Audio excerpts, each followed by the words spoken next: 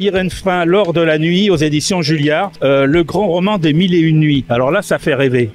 Oui, c'est une histoire qui est très peu connue, mais qui est capitale. Sans Antoine Galland, le seul grand arabisant du XVIIe et du XVIIIe siècle commençant, on n'aurait jamais connu les Mille et une nuits. C'est-à-dire que il est tombé par hasard sur un manuscrit. Il l'a acheté parce que c'était à sa portée. C'est un homme qui cherchait des manuscrits pour un intendant collectionneur qui cherchait également des antiquités et des pièces de monnaie parce qu'il était un très grand numismate. Et un jour, chez un Syrien, il découvre un manuscrit, il peut l'acheter, il dit ça me distraira, il le lit, il bascule dans un autre univers. Il sait même plus qui traduit tellement il est envoûté. Et c'est le manuscrit de Simbad le marin, tout simplement. Et il le traduit, envoûté. Et puis un jour qu'il retourne chez ce marchand arménien qui vendait également des soieries, des épices et du café évidemment. Le Syrien en question, Syrien ou Arménien, lui propose d'autres manuscrits pas très chers, un peu abîmés, etc. Et il tombe sur l'histoire de Scheherazade et sur les contes de très grands, enfin parmi ceux qu'on connaît de nos jours, des Mille et une nuits. Il est traduit, il est fait imprimer et il a une idée géniale.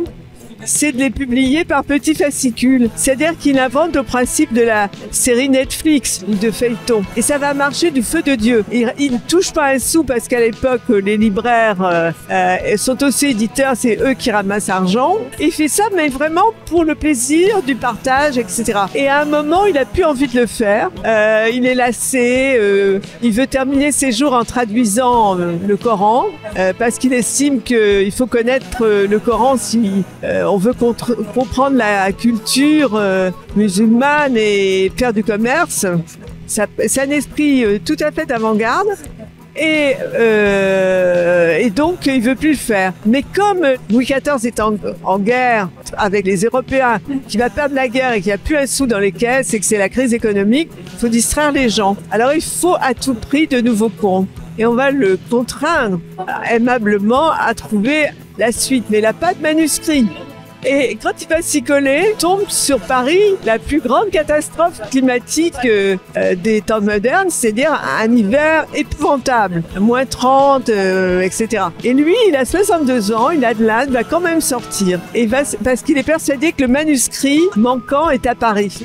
Alors, il va le trouver, mais pas sous la forme qu'on peut imaginer, ni qu'il imaginait. Alors je ne vous dis pas la suite, c'est construit comme un thriller à partir de véritables documents, c'est-à-dire le journal intime de Galland que j'ai trouvé à la BNF, et puis aussi un récit écrit soit 55 ans plus tard par un oriental qu'il a rencontré. Et donc j'ai pu croiser les deux. Voilà, donc une aventure à découvrir lors de la nuit. Dans ce roman, donc signé Irène Frein, c'est aux éditions Julliard. Merci de nous faire rêver une nouvelle fois. Plus les situations catastrophiques, plus il faut rêver, la littérature est là pour ça.